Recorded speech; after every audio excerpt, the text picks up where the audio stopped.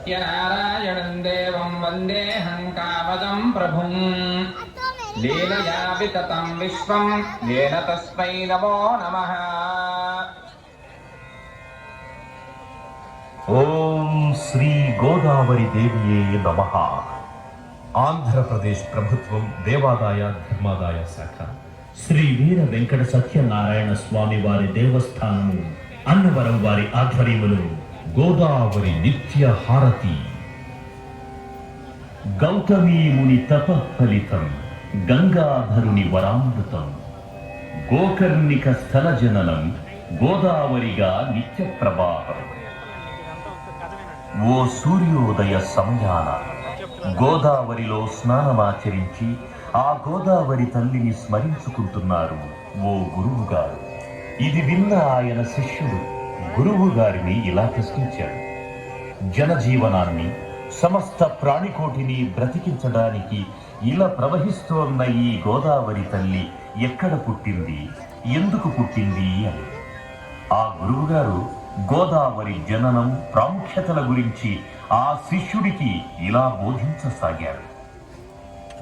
రేవాతీరే తపః క్రియాత్ మరణం జాహ్నవీ తటే దానం దద్యాత్ కురుక్షేత్రే గౌతమ్యాం త్రితయం వరం కురు. నర్మదా నది తీరంలో తపస్సు చేసిన విశేష ఫలితం, గంగా నది తీరాన శరీరాన్ని వదిలిన విశేష ఫలితం, కురుక్షేత్రంలో దానం చేసిన విశేష ఫలితం, ఈ 3 ఫలితాలను మించిన 3 రెట్ల ఫలితం ఈ గోదావరిలో స్నానమాచరించడం వల్ల కలుగుతుంది అంటూ నీలా సందిగ్ధంలో ఉన్న ఎంతో మంది ఉంటారు. వాళ్ళందరికీ కూడా ఇది తెలుసుకోవలసిన అవసరం ఉంది. దేశమంతయు క్షామము రాజ్యమేలి కాటకములు సంభవించి పెద్ద ఎత్తున జనులు పశుపక్షాదులు నశించిపోవుట గాంచి మునులు బాధపడి గౌతమముని దరికి ఏచించి దానిని పరిష్కరించమని కోరిది. గౌతమముని ఈ కార్యం మనం తలపెట్టవలసినది కాదు అని వారించాడు. అందుకు బాధపడిన మునులు ఏదైనా ఉపాయముచే గౌతమముని వలనే ఈ కార్యమును సాధించవలనని తలచి వారి తపోబలము చేత ఒక క్షణాయువైన గోదా అను మాయా గోవును సృష్టించి దానిని గౌతమముని ఆశ్రమ వాకిటయందు ప్రవేశపెట్టిరి. అది గాంచిన గౌతమముని ఒక చిన్న దర్భచే దానిని అదిలించగా తక్షణమే అది మరణించినది. ఇది చూసిన మునులు గౌతమముని గోవధ గావించినాడని ఆధారముగా ఈ గోవును బ్రతికించవచ్చును అని ఉపాయము చెప్పారు. అంతటా గౌతమముని శివుణ్ణి పరమభక్తితో ప్రార్థించ పరవశుడైన శివుడు శిరముంచి గౌతమముని ఆశీర్వదించ గంగను ఇలకు పంపించెను. గంగ పరమభక్తితో గౌతమముని అనుసరించి వచ్చి గోవుని బ్రతికించెను. గోవుని బ్రతికించుటకై ఇలకేతించిన గంగ గౌతమముని వలన వచ్చినది కనుక గౌతమిగాను, గోదా నుంచి ప్రవహించినది కనుక గోదావరిగాను ప్రసిద్ధి చెందెను అని తనకు తెలిసిన వృత్తాంతమును శిష్యుడికి వివరించారు. పవిత్రమైన కార్యాచరణకు వచ్చినది కనుకనే గోదావరి తల్లి పవిత్రమైనది. పశ్చిమ కనుమలలోని నాసిక్ నందుగల గోకర్ణికం నుండి ఒక చిన్న ధారగా ప్రవహించి నదిలా మారి దక్షిణాన భద్రాచలమందు రామపాదములను తాకి పంచవటి మీదుగా పాపికొండలను ముద్దాడుతూ ఉభయ గోదావరులకు జీవాధారమై అఖండ గోదావరిగా రాజమహేంద్రవరానికి వరదయింది. ఈ సప్త గోదావరికి సప్త ఋషులే ప్రతీకలై నిత్యహారతినిస్తున్నారు. భక్తులు నిశ్శబ్దాన్ని పాటించి హారతులు తిలకించ ప్రార్థన.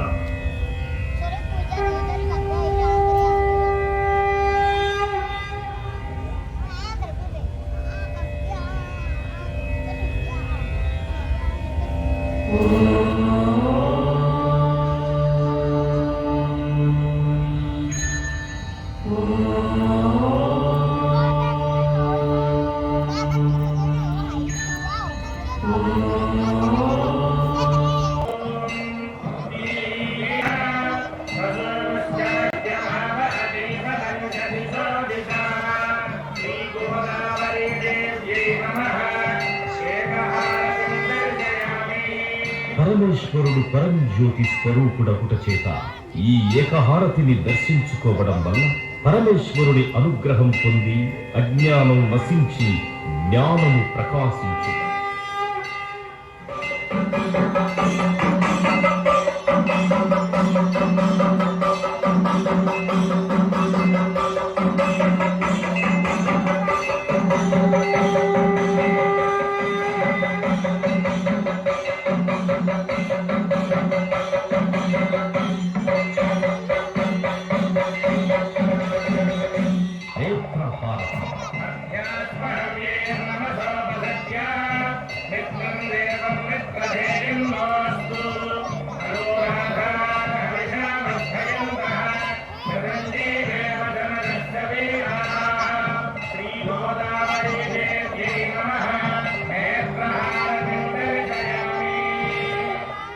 ఈ నేత్రహారతిని దర్శించుకోవడం వలన నేత్రములకు సంబంధించిన దోషములు తొలగి పార్వతీదేవి అనుగ్రహం కలిగి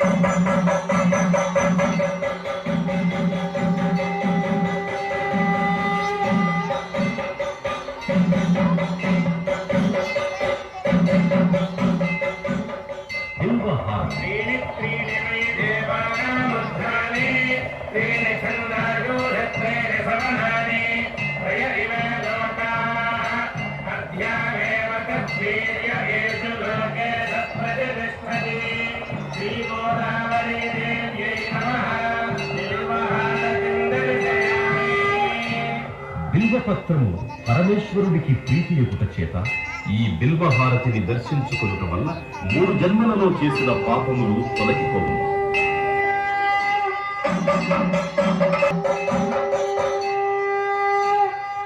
నాగహారతి.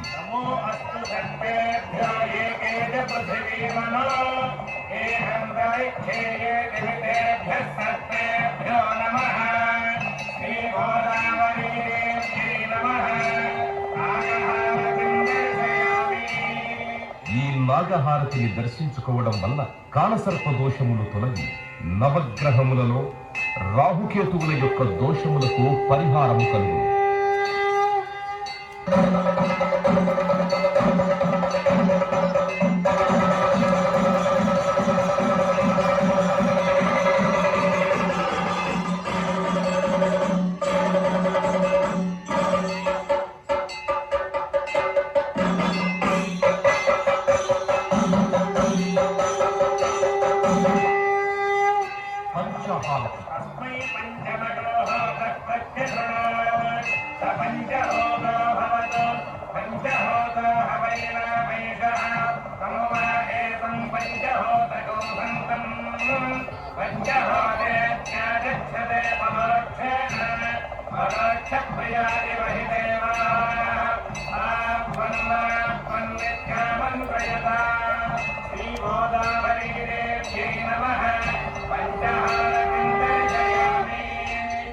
తూర్పున సద్యోజాత ముఖము, దక్షిణమున అఘోర ముఖము, పశ్చిమమున వామదేవ ముఖము, ఉత్తరమున ఈశాన ముఖము, ఊర్ధమున శాంత ముఖము విరాజిల్లుతూ ఉండును. కావున ఈ పంచహారతి దర్శించుకొనుట వలన శత్రుబాధలు తొలగి ఆరోగ్యము, మనశ్శాంతి, విజ్ఞానము కలిగి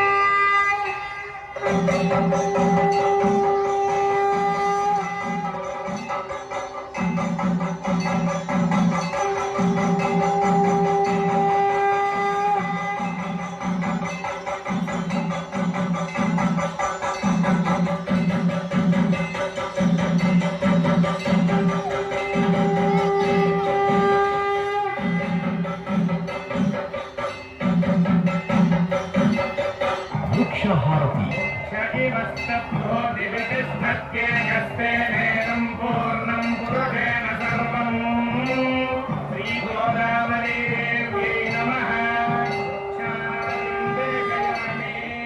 అమ్మవారు ప్రకృతి స్వరూపము అగుట చేత ఈ వృక్షహారతి దర్శనము వలన అమ్మవారి అనుగ్రహము కలుగు.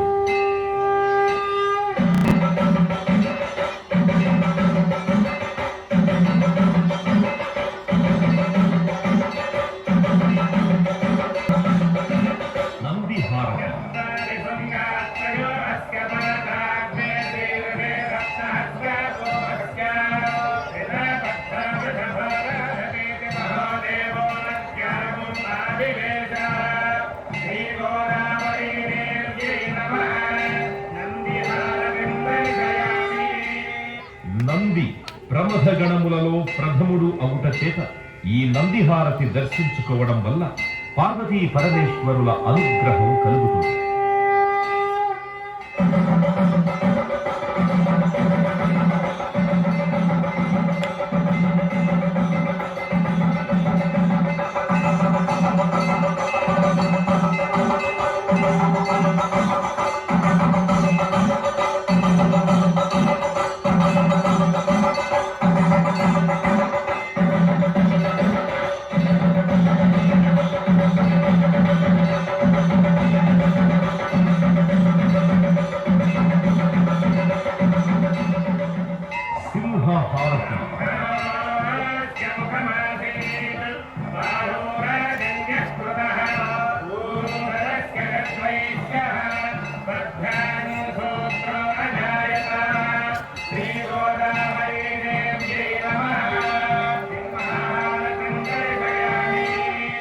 సింహము అమ్మవారి వాహనము అగుట చేత ఈ సింహహారతిని దర్శించుకోవడం వలన మానసిక ఆందోళనలు, భూత ప్రేత పిశాచ బాధలు తొలగు.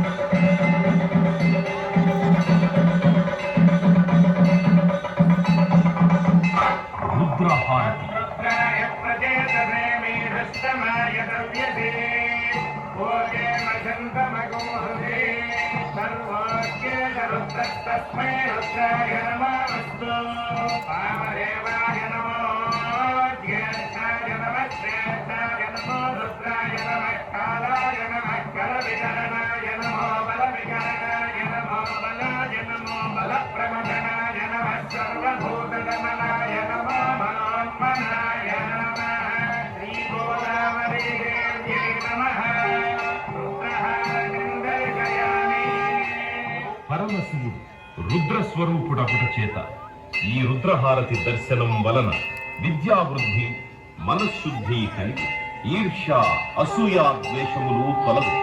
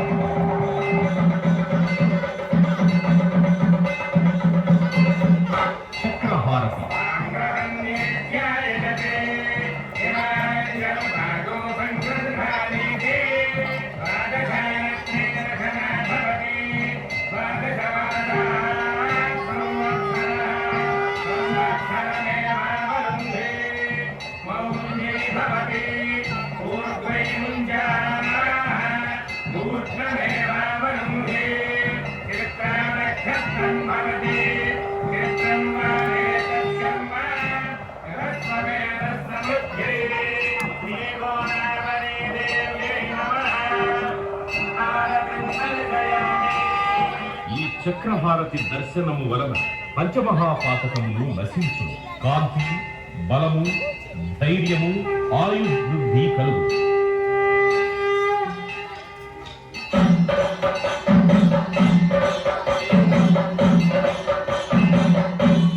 కుంభహారతి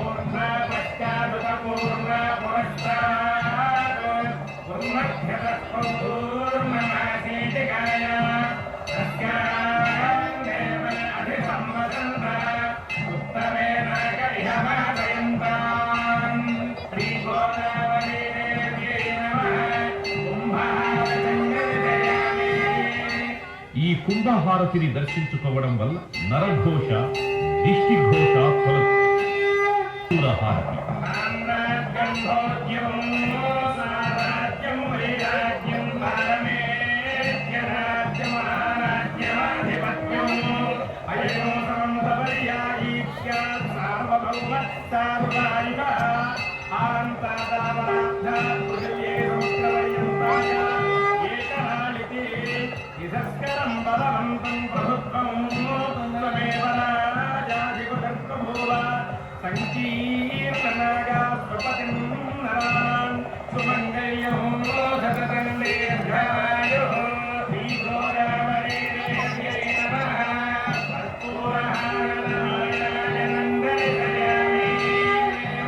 కర్పూర హారతిని దర్శించుకోవడం వలన దోషములు నశించి నిత్య శుభమంగళములు శ్రీ లక్ష్మీదేవి అనుగ్రహము పొందుదు.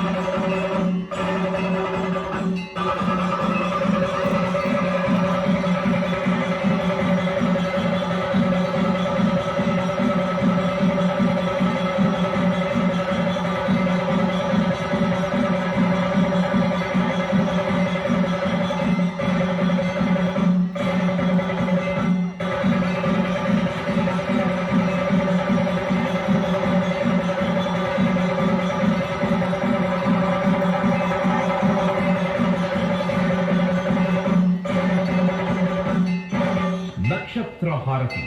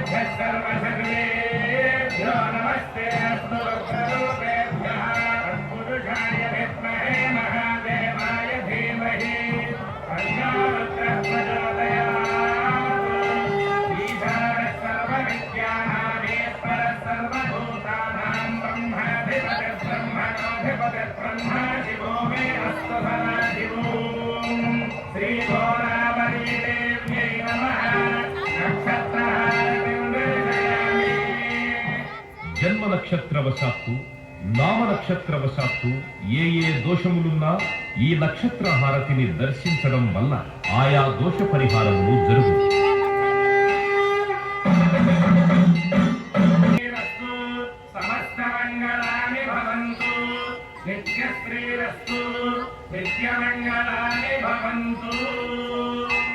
ఈ విధముగా గోదావరి మాతకు హారతులు సమర్పించుకుంటున్నాం. లోకా సమస్తా సుఖినో భవంతు. శతమానం భవతి శతాయః పురుషస్య తేంద్రియాయుష్యేవేంద్రియం